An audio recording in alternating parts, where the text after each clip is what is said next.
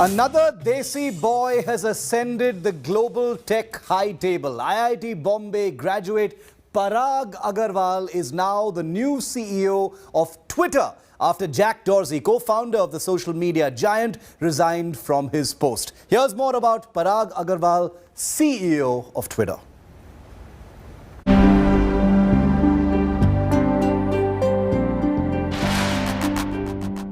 After leading the world's biggest microblogging site for 16 years, Jack Dorsey has stepped down from the post of Twitter CEO. The 45-year-old tech tycoon shared an emotional message to announce his resignation. Dorsey said he'd worked hard for the company to break away from its founders, adding that the decision to step down was his own. The Twitter founder said he will serve in the board to help the organization complete its transition. Dorsey ended by saying not many founders put the company over their ego. The tweet garnered nearly 1 lakh likes in just 1 hour. During his tenure of 16 years, Dorsey was no stranger to controversies. From holding a Smash Brahmanical Patriarchy poster in 2018 to liking tweets supporting the farmers' protest, and more recently being locked in a battle with the Indian government over the new IT guidelines, he's had his own share of fights. The tech entrepreneur and philanthropist in his message named Indian-American tech executive Parag Agrawal as the new CEO. Dorsey said his trust in Agrawal is bone deep and that he was unanimously appointed by the board. The Twitter founder said the new CEO has been behind every critical decision of the company and he leads with heart and soul.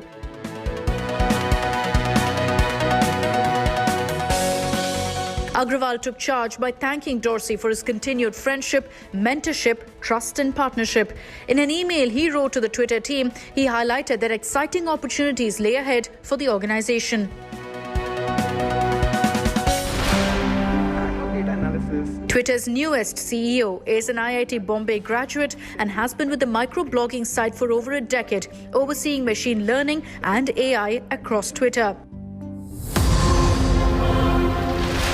Just minutes after Parag Agrawal took over, controversy erupted over an old tweet which said, "If they do not make a distinction between Muslims and extremists, then why should I distinguish between white people and racists?" Despite starting on a controversial footing, Parag Agrawal has joined the long list of Indian origin business leaders at the helm of top tech businesses. Parag Agarwal's elevation as the CEO of Twitter is a further mark of success of Indians in Silicon Valley. It is almost inspirational in a fairy tale-like way for not just the Indian Americans who are rejoicing in US today, but for thousands of Indians who live abroad and especially in India, who harbor dreams of success in Silicon Valley. This is Savita Patel at the Twitter headquarters in San Francisco for India Today TV. And like we've been telling you, Parag Agarwal logging in as the new CEO of Twitter joins a long, illustrious lineup of Indian origin managers who've risen to the very top of the biggest, most influential tech companies in the world. All of them, of course, US-based. Here's a reminder of that list. Parag Agarwal is only the newest. He's from IIT Bombay. He joined Twitter back in 2011 when he was just 27 years old, and he's now become the CEO at age 37. Then, of course, there's Sundar Pichai from IIT Kharagpur, became Google's CEO in 2015. Alphabet, really.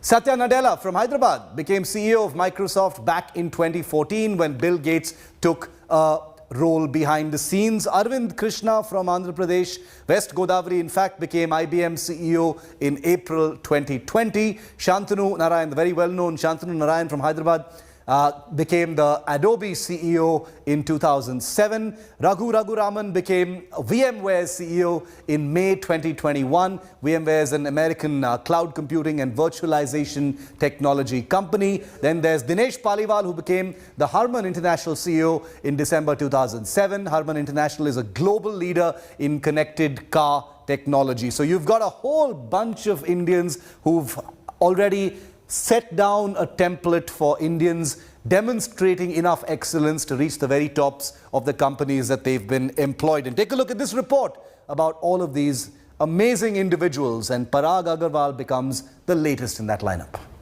The real question that needs to be asked as well as answered is, what is it that we can do that is unique? The art of being a great leader is to lead by example. When it comes to leading global businesses, Indians have always made their mark at the international level. The tech sector is the best example of why Indians are the best and sought after around the world. Over the years to enable this. Microsoft, helmed by Indian-American CEO Satya Nadella, became the world's most valuable company in the world. Behind the company's transformation is Nadella's leadership, which has brought about changes in the company's culture and business focus. Sundar Pichai-run Alphabet, Google's parent company, breached the $2 trillion market cap milestone earlier this month. The recent addition to Indians heading American tech businesses is none other than the new Twitter CEO Parag Agarwal, who's been appointed by founder Jack Dorsey, who steps down.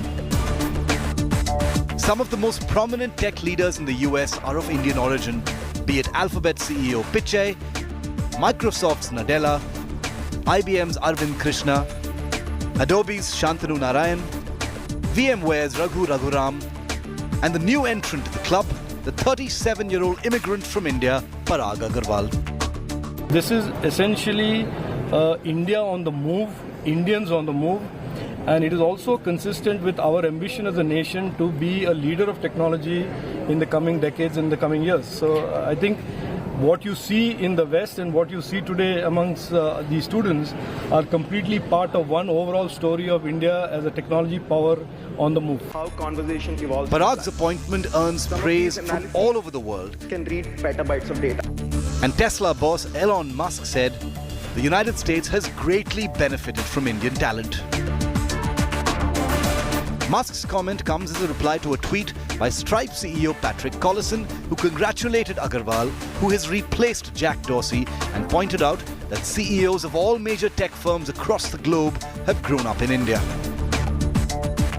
In fact, the network performance was so good that the teams that drive A lot has been said in the last 24 hours about the unmissable presence of Indian talent in the global tech space. Even industrialist Anand Mahindra joined in, praising Indian origin techies heading top tech companies in the world, terming it the Indian CEO virus. About showing courage in the face of reality. This is a story from the inside. The meditation Bureau Report, Business Today Television. On a journey of massive transformation. Showing that courage in the face of opportunity. Now, the news break over Parag Agarwal becoming the CEO of Twitter has been received with a great deal of, Bharat Mata Ki Jai and Jai Bharat, and a lot of pride on social media. But there's also a lot of, a lot of mixed feelings, because people have been saying this is also symptomatic of everything that is wrong with India, because Indians are making it big abroad. Why can't they do the same thing over here? Why can't we see these big companies here? Really good to have Saket Modi. He's the CEO and co-founder of Safe Security, a big cybersecurity firm. Saket is in his 30s. He shifted to the US. He's made it big over there. Ayush Elavadi, my friend and colleague from Mumbai, he's our tech editor. Saket, to you first. I'm asking a very simple question, Saket, because this reflects the kind of emotions we've seen in the reactions, especially on social media when Parag Agarwal's announcement came out. Is this a Jai Bharat moment, or is this a Jai brain drain moment?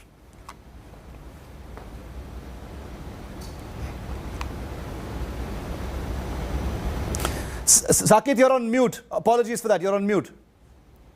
I apologize. Yeah. I think "you're on mute" has been the favorite sentence of all of 2020 and 21. I actually think it has to do with both. So I partly agree on both the sentences, and I'll tell you why I say that.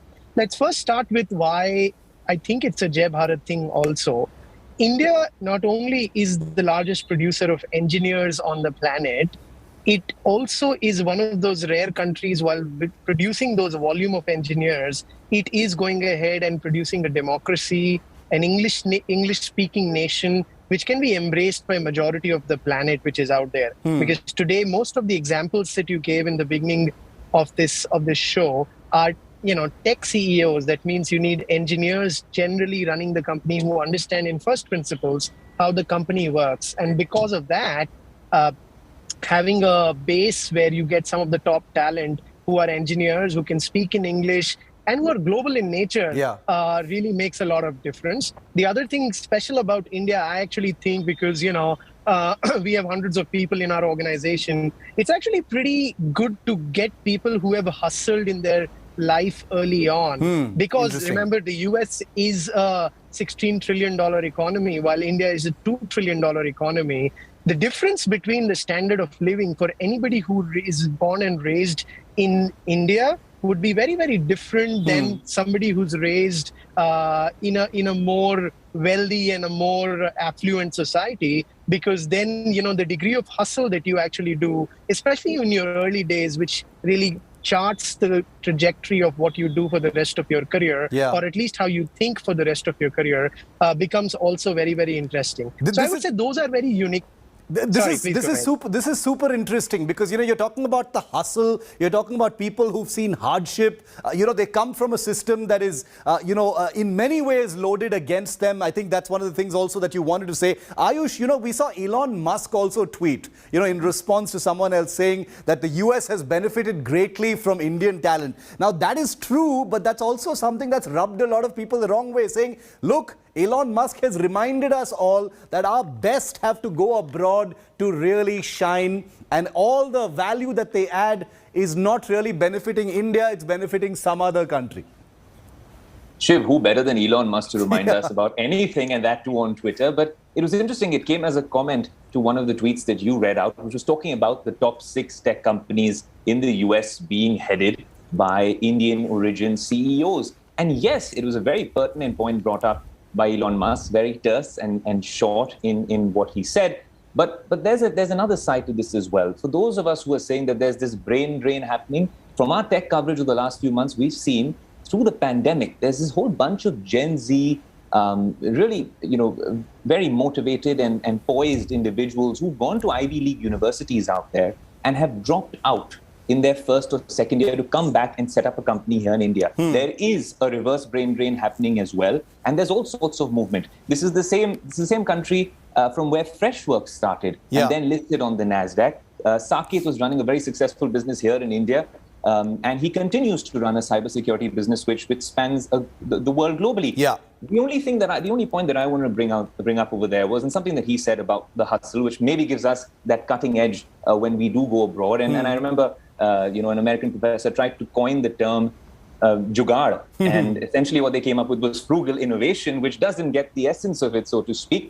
But even though what Elon Musk pointed out was very pertinent, because although we are going there, the question that I want to ask, on your show especially, is, are we being rewarded in a commensurate way? At the end of the day, so many of our brightest minds go down to the US on an H-1B visa, and then obviously they've charted out for the short to medium or long term to be there. The path to residency isn't easy. The wait time, the average wait time for some of the H-1B or the EB-2 visa holders is 100+ years.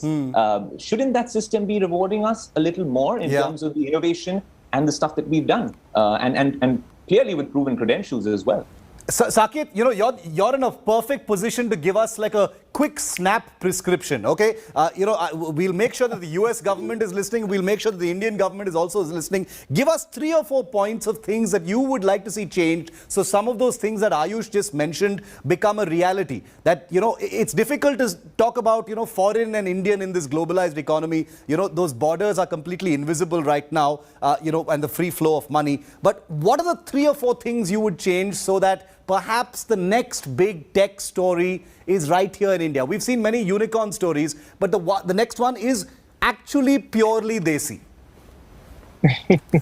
So, as you know, Desi has various flavors. And what do I mean by that is, to Ayush's point, which I totally agree, the US actually has multiple avenues. I've been personally very fortunate because I made the move to the Silicon Valley in 2018. And I was, in a way, welcomed by, like, arms widespread, because I didn't have to apply for an H-1B. They have this visa called O1 visa, which is literally called a visa for extraordinary talent.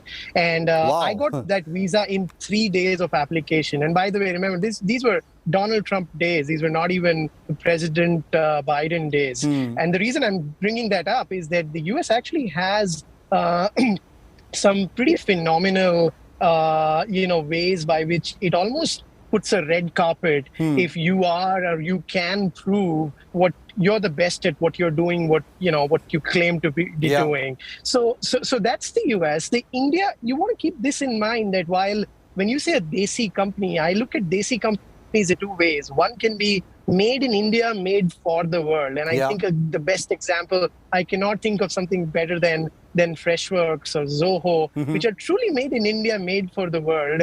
Or if you look at the big companies in India, like some of the largest companies, including the TCSs and the Wipros, and they're really made in India, made for the world, because they are not. They take less than 10% of their revenue from India. But because their services, their multipliers, their valuations are not like $1 trillion, $2 trillion, but they've executed phenomenally well. I think now it's a time, because of the SaaS explosion which is coming out. I think now is the time where you'll actually have a lot of these big SaaS companies made in India, made for India. That's like pure Desi. And what better testimony than 70 unicorns, out of which majority of them are made in India and making for India. So I would say the train's already left the station. It's just a matter of time where you will actually see live a lot of Desi companies, Desi companies, if I can call it as. And it's also a function of how big the market is. Because remember, we are 1/6 of the total economy, while we are 3 times in the population. So while the opportunity is massive, the business is still very little, and the multipliers remain the same when you do revenue. Absolutely. If it's a Square versus a payment companies in India. I hope that just adds some context about, what we are doing versus what the US is doing. I'm gonna let that very optimistic note be the last word on this very enlightening segment. The train has left the station, and even though Desi has many meanings, should the Desi company could be the next big thing that we can all look forward to. 70 unicorns, Indians everywhere in the constellation of big tech in the United States. Let's hope, because we like to simplify things so much here on television, let's hope the next big story is really out from right here in India. Ayush, as always, and Saket, great to have you for the first time here on India Today. We look forward to having you on board again. Thanks very much, ladies and gentlemen, for joining us on this segment. We'll continue to track the big tech stories as always first here on India Today.